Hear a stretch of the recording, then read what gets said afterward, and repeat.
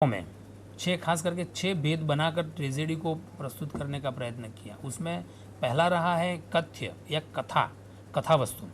कथा वस्तु की बात करते हुए उन्होंने जो कहा कि plot is the soul of tragedy, यानी प्लॉट जो है वो आत्मा है, ट्रेजेडी की आत्मा है प्लॉट के बिना ट्रेजेडी का निर्माण नहीं हो सकता। Plot is the soul of tragedy.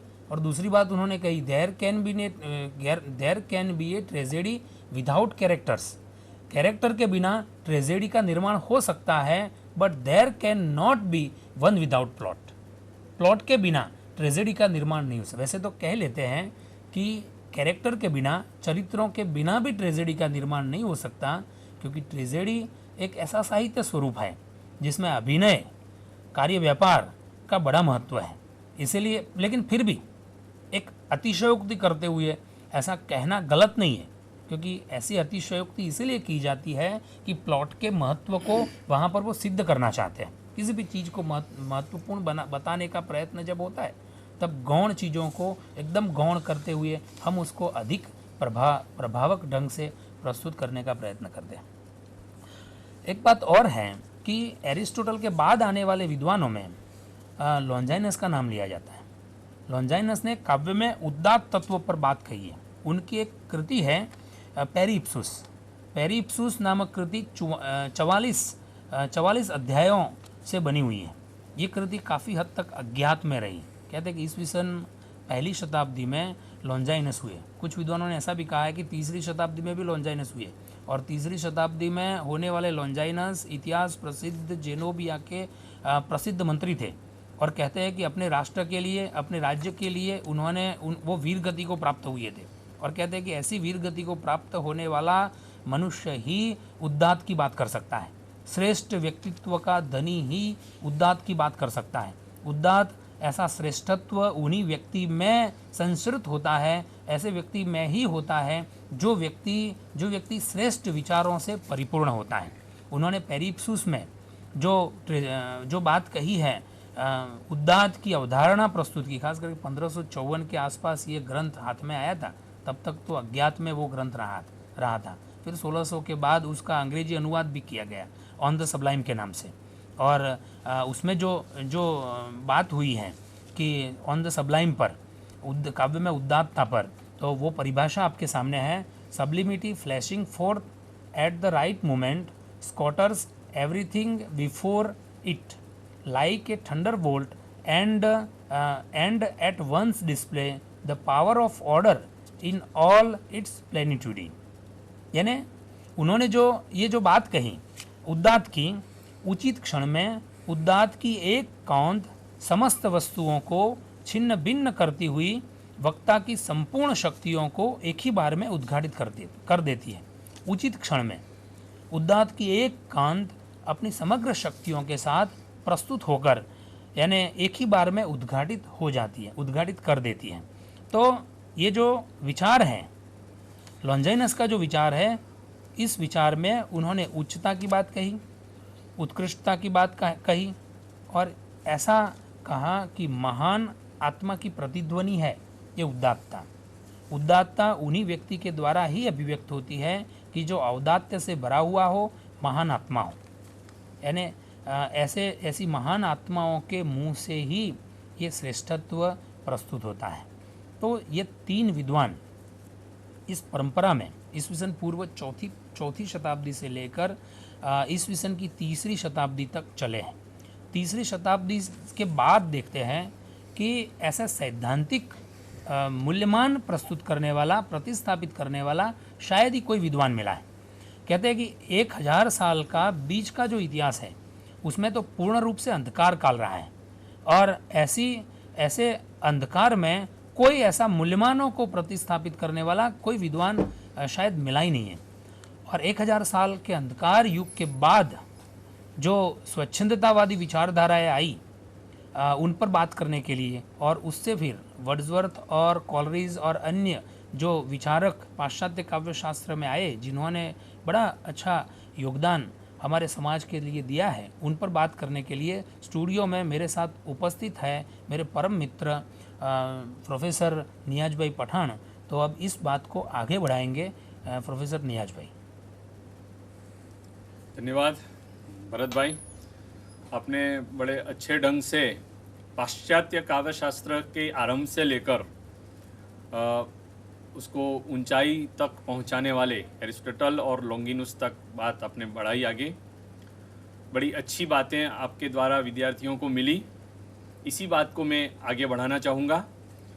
आपने बताया कि प्लेटो से पाश्चात्य काव्य शास्त्र का आरंभ हुआ और प्लेटो के विचार साहित्य और कला के बारे में नकारात्मक थे और फिर उनके ही शिष्य एरिस्टोटल ने उनके विचारों को नकारा और एक अलग दृष्टिकोण उनके सामने रखा, लोगों के सामने रखा। और ख़ास करके बहुत अच्छी बात आपने बताई कि दोनों के दृष्टिकोण में भेद था। प्लेटो ने कला को अलग नज़रिए से देखा, एरिस्टोटल ने कला को अलग नज़रिए से देखा। पहली बार यानी उपयोगितावादी दृष्टिकोण से हटकर एक सौंदर्यवादी दृष्टिकोण से अरस्तु ने इस पूरी चीज़ को देखा और इसके बाद साहित्य और कला के क्षेत्र में पश्चिम में एक नए अध्याय की शुरुआत हुई। ये अध्याय जो नया शुरू हुआ उसी में फिर आगे चलकर लॉन्गिनुस आते हैं और उन्होंने एक उदात्त तत्व को लेकर उन्होंने पूरी बात साहित्य को लेकर कही। यह विवाद रहा कि लॉन्गिनुस पहली शताब्दी में हुए, तीसरी शताब्दी में हुए, लेकिन अधिकांश विद्वान ये मानते हैं कि पहली शताब्दी में ही हुए होंगे। इसके बाद जो युग है पश्चिम में कि यूनान में साहित्य, पूरा यूरोप हम देखते हैं, पूरे यूरोप को दृष्टि में रखकर हम देखते हैं कि सबसे पहले साहित्यिक गतिविधियां सबसे तेज अगर कहीं नजर आई है तो वो यूनान में आई है। प्राचीन ग्रीक भाषा में बड़ा अच्छा साहित्य लिखा गया है। ईस्वी सन पूर्वे 65 के आसपास एक विचारक आए हॉरेस और उन्होंने फिर अरस्तु के विचारों की नई तरह से व्याख्या की। ये व्याख्या करना उस समय की ज़रूरत उन्हें महसूस हुई और फिर एक नई विचारधारा साहित्य के क्षेत्र में आई जिसको हम क्लासिसिज्म के नाम से जानते हैं, जिनको हम हिंदी में अभिजात्यवाद कहते हैं। यहाँ से देखिए अभिजात्यवाद का एक तरह से आरंभ होता है ईस्वी सन की पहली शताब्दी से। तीसरी शताब्दी तक आते आते हम देखते हैं कि भाई दो चीज़ें हमें देखने मिलती है। एक तो अभिजात्यवाद आया जो वस्तुवाद को महत्व देता है, तो दूसरी तरफ जो प्लेटो के जो विचार थे, जिस तरह से भरत भाई ने बताया कि कविता जो है वो अपने आप आ जाती है, ईश्वर दत्त होती है, यानी वहाँ जो बात है वो आत्मवाद की बात है।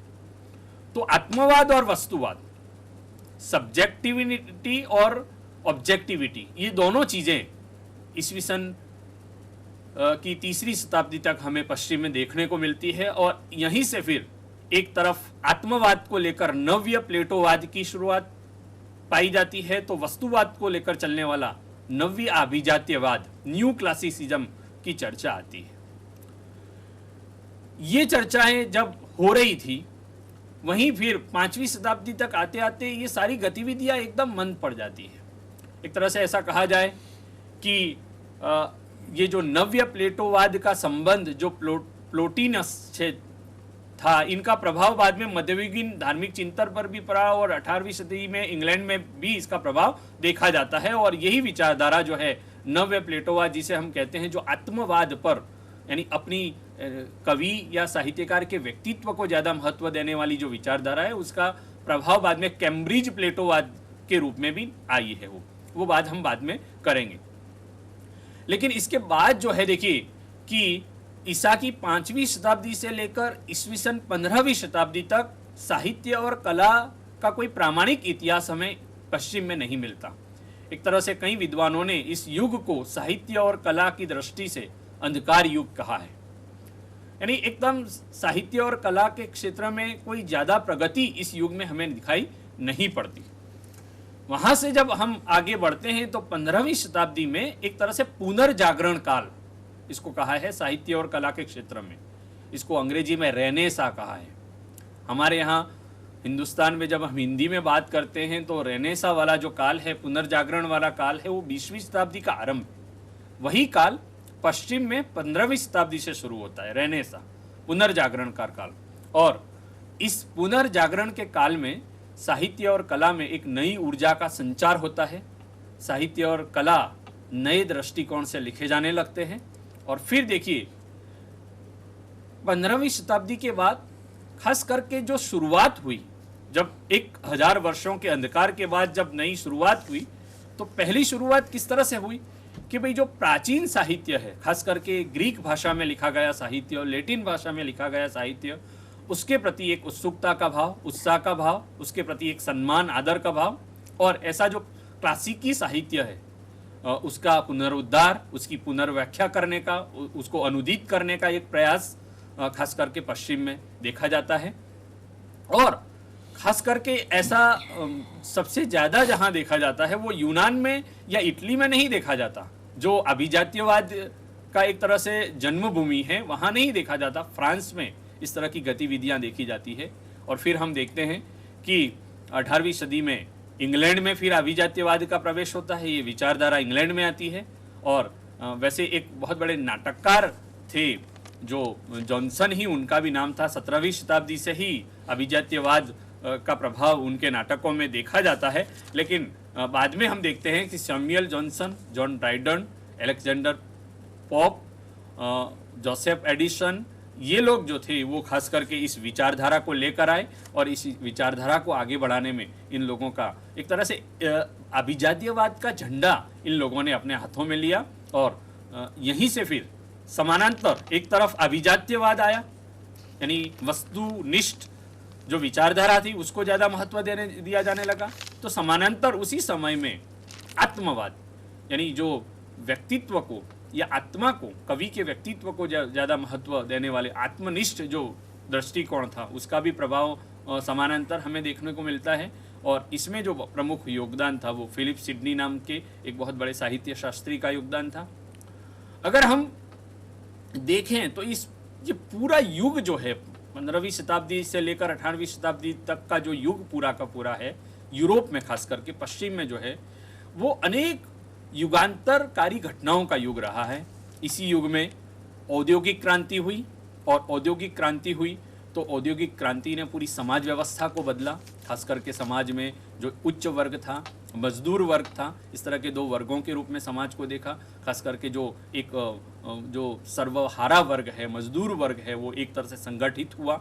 औद्योगिक क्रांति ने बहुत बड़ा परिवर्तन जो है उस समय के समाज में लाने का प्रयास किया। उसी समय में फ्रांस की क्रांति हुई, राज्य क्रांति। और फ्रांस की क्रांति के बाद खास करके एक नई तरह के विचार जो है समाज को मिले। और हम देखते हैं कि फ्रांस की क्रांति ने हमें क्या दिया है, इतिहास के बताता है कि स्वतंत्रता, समानता और बंधुत्व की जो भावना है, या ये जो नई समाज व्यवस्था है, नए तरह के जो विचार खास करके उन आंदोलनों ने, सामाजिक आंदोलनों ने दिए, राजनीतिक आंदोलनों ने दिए, इन राजनीतिक या सामाजिक आंदोलनों से उस समय की साहित्यिक गतिविधियां भी प्रभावित हुई। और यहीं से देखिए एक नई विचारधारा की नींव पड़ी। मैं समझता हूँ कि वो नई विचारधारा यानी कौन सी विचारधारा है? वो नई विचारधारा है रोमांटिसिज्म, जिसको हम हिंदी में कहते हैं स्वच्छंदतावादी विचारधारा। यहाँ से मतलब एक नई विचारधारा की शुरुआत होती है। और इस नई विचारधारा को लेकर जो आने वाले बहुत बड़े रचनाकार जो है, बहुत बड़े कवि है, इनका नाम है विलियम वर्ड्सवर्थ। आप उनकी तस्वीर आप देख सकते हैं। उनका समय जो है ईस्वी सन 1770 से लेकर ईस्वी सन 1850 तक का जो समय है वो विलियम वर्ड्सवर्थ का समय है। एक रचना लेकर आए वो सबसे पहले, मूलतः वो कवि थे। और 1798 में उनके परम मित्र और उसी समय अंग्रेजी के बहुत बड़े कवि और समीक्षक माने जाने वाले, जिनकी हम बाद में चर्चा करने ही वाले हैं, कॉलरिज, उनके साथ मिलकर वो एक कविता संग्रह लेकर आए जिसका नाम था लिरिकल बैलाड्स। आप उसकी तस्वीर भी देख सकते हैं। लिरिकल बैलाड्स की जो किताब है, वो किताब भी मैंने आप लोगों के लिए यहाँ पर रखी हुई है स्क्रीन पर। तो 1798 में लिरिकल बैलाड्स का पहला संस्करण निकला और इसमें वर्ड्सवर्थ और कॉलरिज दोनों कवियों की कविताएं प्रकाशित हुई, खास करके उनके लोकगीत प्रकाशित हुई। इसके बाद इसका द्वितीय संस्करण सन 1800 में प्रकाशित हुआ और इसी द्वितीय संस्करण में विलियम वर्ड्सवर्थ ने एक लंबी भूमिका लिखी और इस भूमिका को एक तरह से बहुत बड़े दस्तावेज के रूप में साहित्य के क्षेत्र में देखा गया। इसी भूमिका से साहित्य के क्षेत्र में एक नए युग की शुरुआत मानी गई। और ये नया युग था, वो था रोमांटिसिज्म का युग, स्वच्छंदतावादी विचारधारा का युग। और यहाँ से ये जो है वो स्वच्छंदतावादी विचारधारा का आरंभ हुआ। वर्dsworth ने उस भूमिका में कविता क्या है, कविता की विषय वस्तु कैसी होनी चाहिए, कविता की भाषा कैसी होनी चाहिए, इस पर बड़े विस्तार से बातें की है। यहाँ पर देखिए, स्वच्छंदतावादी विचारधारा जो है वो अभिजात्यवादी विचारधारा की प्रतिक्रिया के रूप में आई है। जहाँ वस्तुनिष्ठता है, यहाँ पर आत्मनिष्ठता को ज़्यादा बल दिया गया है। खास करके कविता क्या है उस संदर्भ में जो वर्dsworth ने कहा कि all good poetry is the spontaneous overflow of powerful feelings, यानी कि एकदम शांति के समय में हमने जो स्मरण की गई हुई हमारी जो विशिष्ट अनुभूतियाँ हैं, हमारे जो प्रबल भावावेग हैं, उनका सहज उच्छलन जो है वो अच्छी कविता है। नहीं, कविता अपने आप आ जाती है। कविता लिखने के लिए हमें कोई प्रयास, वो सायास नहीं है, अपने आप जो है अनायास निकल जाने वाली प्रवृत्ति है। उन्होंने कविता की विषय वस्तु की जब बातें कही तो खास करके उन्होंने ग्रामीण विषय को कविता के विषय बनाने चाहिए, इस तरह की बात की। कविता की भाषा पर भी उन्होंने ये कहा कि सामान्य जन की जो भाषा है, खास करके लोक भाषा, उसमें कविता होनी चाहिए। उन्होंने अपने समय की जो ये खास करके जो पोएटिक डिक्शन, काव्यात्मक शब्दावली, जो अभिजात्यवाद का प्रमुख लक्षण माना जाता है कि भाई कोई सामान्य भाषा में कविता नहीं लिख सकता, इसके लिए तो एक पोएटिक डिक्शन की ज़रूरत है, काव्यात्मक शब्दावली की ज़रूरत है।